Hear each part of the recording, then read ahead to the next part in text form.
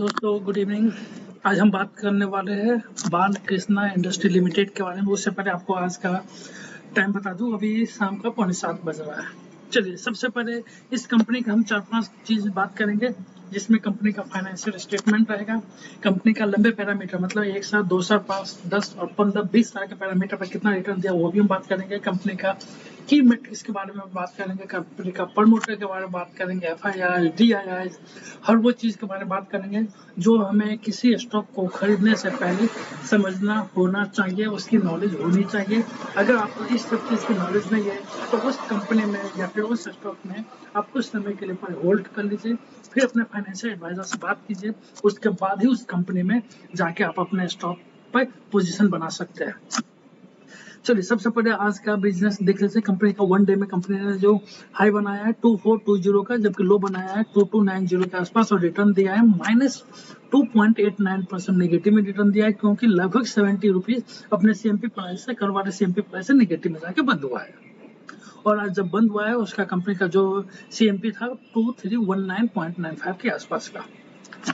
1 week में company का जो रिटर्न दिया है 5.24% से रिटर्न दिया है, जबकि 1 मंथ के पैरामीटर पर कंपनी ने रिटर्न दिया है 9.35% रिटर्न दिया, अच्छा रिटर्न दिया पिछले 1 महीने में। 1 साल के पैरामीटर पर यहाँ पर देख सकते हैं कंपनी का रिटर्न है 7.07% से है, जबकि 5 साल के पैरामीटर पर कंपनी का रिटर्न देखा जाए तो कंपनी ने 5 साल में 200% रिटर्न दिया है।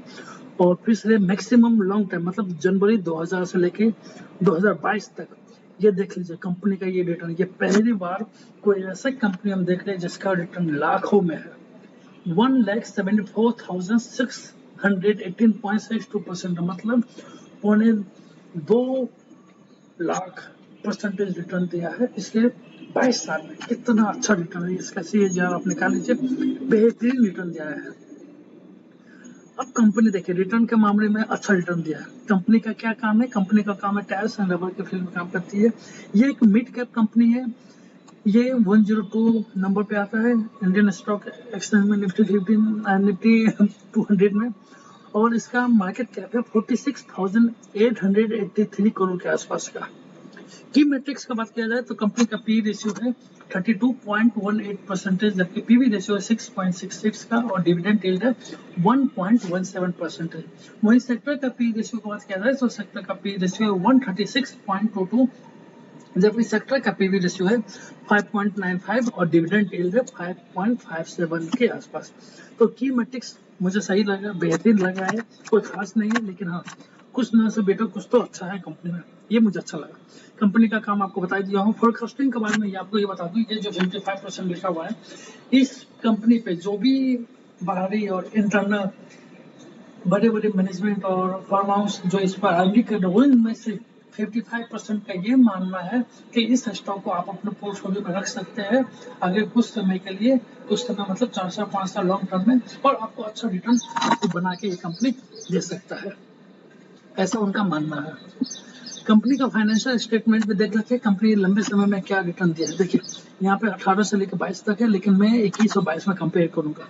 टोटल रेवेन्यू की बात किया जाए तो 2021 में कंपनी का टोटल रेवेन्यू रहा 5,955.35 करोड़ के आसपास का, जबकि 2022 में ये इनकम इंक्रीज हो जाता है 8,733.04 करोड़। वहीं पर नेट इनकम की बात किया जाए तो नेट इनकम 2021 में रहा 1,177.53 करोड़, जबकि 2022 में हो जाता 1,430.35.38 करोड़।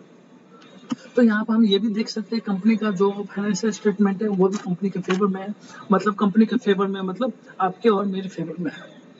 होल्डिंग पर भी बात कर लेते हैं कंपनी का। देखिए जो प्रमोटर है उनके पास है 58.29%, जबकि म्यूचुअल फंड के पास है 11.01, DIIS के पास है 0.16 और FIIs के पास है 14.30%, और आप और मेरे जैसे लोगों के पास है लगभग 16.24%। अगर इंडिविजुअल की बात किया जाए तो सबसे ज्यादा इस कंपनी में FIIs है जो लगभग 14.5% से है। तो अगर फाइनेंशियल होल्डिंग पैटर्न पर भी देखा जाए तो कंपनी का होल्डिंग पैटर्न बेहतरीन है, कंपनी के फेवर में, मतलब अपने फेवर में है। और ये डिविडेंड यील्ड कुछ खास तो नहीं है, लेकिन फिर भी देख लेते हैं 2022 में कंपनी ने रिटर्न दिया 4 रुपये पर इक्विटी शेयर 24 जून को, जबकि इसी साल 22 2022 में 21 फरवरी को फिर 4 रुपया दिया, फिर 21 फरवरी को एक इंटरिम डिविडेंड था, एक स्पेशल डिविडेंड 12 रुपया दिया, फिर 2021 में उन्होंने 4 रुपया दिया, 2021 में फिर 4 रुपया दिया।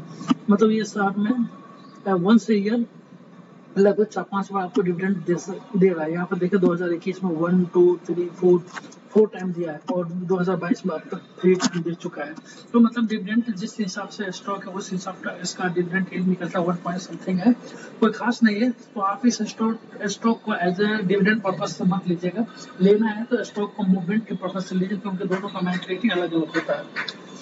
और अब आप ये बताएंगे, सोचेंगे कि क्या इस स्टॉक को पोर्टफोलियो में रखना है कि नहीं। देखिए, रखना है नहीं रखना है, पैसा आपका, प्रॉफिट आपको होगा, लॉस आपको होगा, ये डिसाइड आप करेंगे। मैं डिसाइड नहीं कर सकता, क्योंकि मेरे से ज़्यादा नॉलेज आपके पास है और आपके फाइनेंशियल एडवाइजर के पास है। हम नॉलेज आपको दे रहे हैं कि क्या स्टॉक में किसी भी स्टॉक में लेने से पहले क्या देखना है और क्या नहीं देखना है।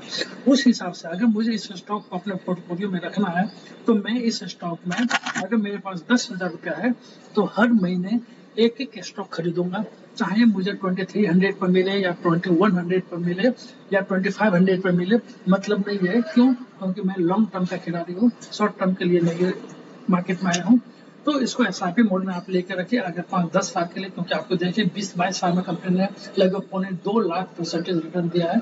तो आने वाले समय के लिए इस स्टॉक को आप अपने पोर्टफोलियो में रखिए, अच्छा रिटर्न आपको बना के ये दे सकता है। और थैंक यू सो मच, आप मेरे लिंक वीडियो को लाइक या सब्सक्राइब कर रहे हैं, और कोई सजेशन देना है तो आप मुझे कमेंट बॉक्स में दे सकते हैं। और चलिए, धन्यवाद, फिर मिलते हैं आने वाले दिन में।